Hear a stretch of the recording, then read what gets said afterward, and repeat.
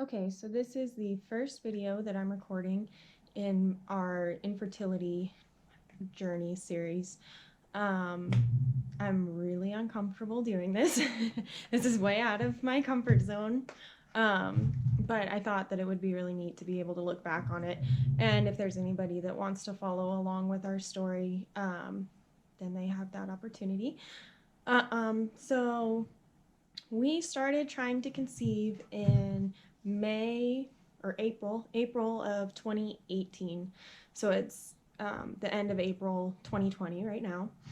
Um, I didn't, because I hear a lot of people say that they think it was going to be easy. And I did, like, that was part of my thinking was it was going to happen because it happens for most people. And I didn't really suspect an issue. But at the same time, I kind of thought, well, it might take us a little longer. We started trying probably a little earlier than we were actually ready to. But my thinking was, well, it might take longer. So I'd rather start trying now and be ahead of the game, basically. So probably when we started to get around like the 6th month of trying and nothing happening, I started to think, well, this is kind of strange because I'm 23 now. So when we started trying, I was 21, and he's 27 now, so he's 25 then. So I was like, for a 21-year-old and a 25-year-old, it's just not like, it just didn't seem like 6 months was a reasonable amount of time. But the infertility, like, they don't consider you to have an infertility issue until you've been trying for 12 months. So October of 2018, so the same year we started trying, I went to an OBGYN and I told her that we had been trying and it had been several months and nothing was happening. And I also told her that I have like a constant pain on my left side and that I also was having like reasonably painful periods. I thought that they were, they were to the point where like I wouldn't have been able to go to work had I been scheduled those days. And it was only lasting for like one day, and it was only like 2 hours of the day or 3 hours of the day, but it was like those hours I was just completely out. I couldn't have gone to work or anything. So I told her all those things, and she kind of brushed me off and was kind of unconcerned and was just like, well, we'll send you out for an ultrasound and, we can try and see what's going on with the left side. So I did the ultrasound. They did see, I think then it was 2 cysts on my left ovary, but they were, I don't know, I want to say they were like 2 and 3 centimeters. They might have been a little smaller even. I think it was 1.5 centimeters, and the other one was 2 centimeters. And so I asked her if that was what could be causing the pain, and she said no, she didn't think so. She had also run some blood work, and pretty much she just left it at that. And I was like, well, but then what's causing this pain, and why am I having such painful periods? And she didn't really have a response. She didn't say much about the trying to conceive thing. So pretty much I just left that there, and we didn't really do much we didn't try with any other doctors or anything because I knew that they were going to all require me to have tried for 12 months. So in May of 2019, we started going to fertility clinics and started getting workups and everything and blood work. And the first fertility clinic I went to, they diagnosed me with PCOS, and they suspected endometriosis. The endometriosis I kind of expected at that point because of my symptoms, and I kind of had always felt like I might have had it, but I thought that I was just being a hypochondriac. The PCOS was really surprising because I have regular periods. I don't really have many of the PCOS symptoms, other than I had a lot of follicles, and then I had a blood test and AMH that came back kind of high. It was like 4, and I think it's supposed to be below 3, and I get that can indicate PCOS. But it's not technically one of the diagnosing factors. There's 3 of them, and the blood test isn't one of them yet. So they immediately recommended IVF or IUI, and through them, the IUI was like way more expensive than anybody else, and so was their IVF. And I just felt like at 22, having to do IVF right away was like, just seemed kind of ridiculous. I don't know. I thought maybe we could try something else first just to see, just because it's like, it's super expensive. So I went to go see another fertility doctor. I got with a acupuncturist, and then she recommended me to go to this fertility doctor just because she wanted me to have this one blood draw. She wasn't actually having me go there to have a fertility workup or anything. There was just one. It was a prolactin that I had that was high at one point, so she just wanted that to be redrawn to see if it was still high, and it came back normal. So the acupuncturist changed my diet a lot and cut out like soy and corn and sugar and like basically anything that was white, and carbs, like simple carbs. And so I did that, and I actually lost like 20 pounds. That wasn't the idea, but I did. So I was doing that for a couple months, and I had started talking to the fertility doctor that she sent me to just to have the blood drawn. He was like, well, we can try and do an IUI, a natural IUI, and a natural IUI was only going to cost like $800, and basically he just wasn't going to medicate. They were just going to do the insemination, and that was it, and hope for the best. So I was going to do that, and he said, well, you know, that's unless you get pregnant this month. And I was like, really, dude? Like, I've been trying for 15 months, and you think I'm just all of a sudden going to spontaneously get pregnant without any help? And sure enough, I did, without any help, other than the acupuncture and the diet change. Like, nothing else was involved, and so I got pregnant that month, and I was able to call the fertility clinic back since I was already their patient. They did like all the ultrasounds that they would have if they had given me treatment and I had gotten pregnant. So it was really neat to be able to get to see all the ultrasounds and stuff. I had a lot of ultrasounds. I don't remember. I think I had one at like 6, 7, and 9 with them. And then I had like some of the boutique ultrasounds, like, you know, the ones that they're not a doctor, they just do the ultrasounds.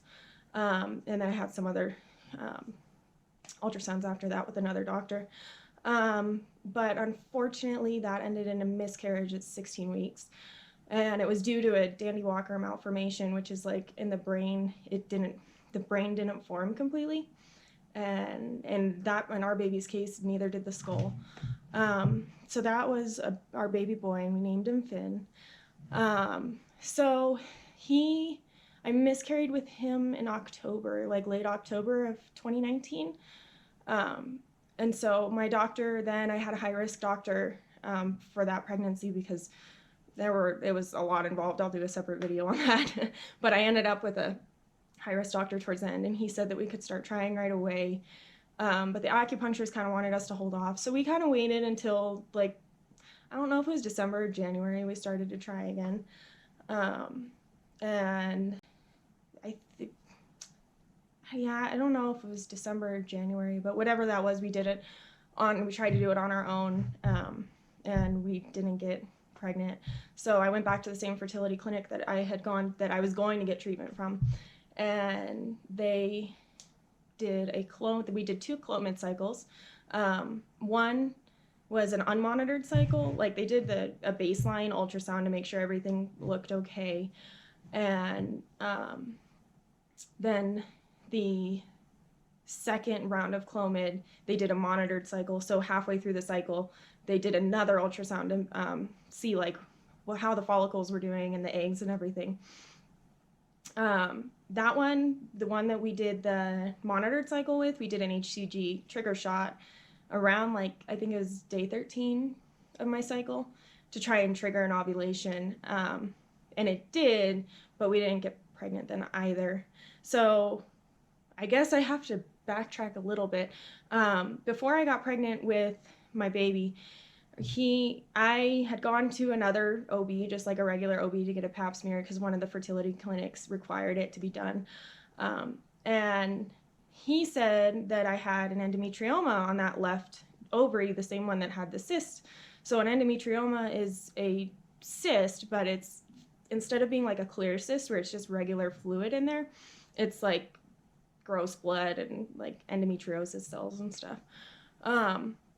So they can't technically diagnose that 100% unless they do a laparoscopic surgery, but they pretty much can see from the ultrasound, like, yeah, that's most likely what it is an endometrioma because it looks different. So that definitely would put me in endometriosis category. And that puts me at stage 3 endometriosis at least. If that's what that is, it truly is an endometrioma. I'm at least at stage 3 endometriosis out of 4 stages. So that wasn't great news. He wanted to do a surgery, but then I got pregnant. So that brings us to this month. And this month I was kind of like trying to stay away from surgeries because I didn't think I was going to need it, but that cyst that started out at like 2 centimeters or whatever it was, now it's like 5 centimeters. So it's been growing over, like it's been a little over a year, but that's still a lot to grow. And it's still like now at 5 centimeters, that's like as big as your ovary. And so it could be a problem because it could rupture and cause damage to the ovary, or it could twist. So like that kind of just needs to go anyway. So now I'm kind of leaning towards the surgery just because of that, and because I talked to a couple different doctors. I've gotten like second opinions and everything. And the one doctor I talked to, he pretty much said that we have like a 1 to 2% chance of spontaneously conceiving. And then he was like, with Clomid, it only goes up to like 4%. And with IUI, he said, it was still so low that to spend like $1,000 just didn't make sense on it. It was like, I want to say it was around 10%. So, and then IVF, of course, is like, you could go the IVF route, but that's almost $20,000. So I'd rather do the surgery because it's covered with our insurance first. So he was a little more negative. That doctor was a little more negative about it. He was kind of like, well, if you're already at stage 3, he's like, it just depends when they open you up, like what they see. If there's a lot of scar tissue from the endometriosis and stuff, he's like, I don't know if they're going to be able to fix it. And they may just do what they can and then sew you back up, and we'd have to go the IVF route. So he was from a different fertility clinic than the one I've been working with. I just wanted to get a second opinion. My fertility clinic, he still thinks I should do the surgery, but he has a lot better, like, he thinks it's going to turn out a lot better. He's like, it probably will do it, and we'll let you try for a few months on your own, and if it doesn't work, then we'll start looking into other things. So that's kind of where we're at. Obviously, we're in a quarantine right now, so there are no elective surgeries being done. So it's kind of frustrating that I finally decided, like, yeah, I'll do the surgery, and now I can't get it. But hopefully that'll clear up soon. So that is where we're at, and we're still trying to conceive in the meantime. I asked them why, like, if my chances were only like 2%, then why did I get pregnant last year? And they kind of, like, they told me because they think it's endometriosis, but technically it's unexplained infertility because they don't know what part of my reproductive system the endometriosis is affecting. Like, they don't know if it's an ovary issue or a fallopian tube issue, or if it's a uterine issue. Like, they don't know yet until they do the surgery. So they both said pretty much like, well, it could have just been like one of those once in that was your 1% chance kind of thing. And it could happen again for sure, but they were like, it probably isn't going to, especially since things are getting worse. Like, it's a degenerative, like, the disease only gets worse. It doesn't really stay the same or get better, it seems. So that's where we're at with that. And so they're just kind of, I had an HSG done in May of 2019, and that was all clear. So like I said, we're just kind of waiting for the surgery and everything to open up, and in the meantime we're trying on our own, but I don't want to get my hopes up too much because I hope that it's going to work on our own because that would be better, but I don't think it's probably going to. So that's it. I'll keep it updated and make some more videos.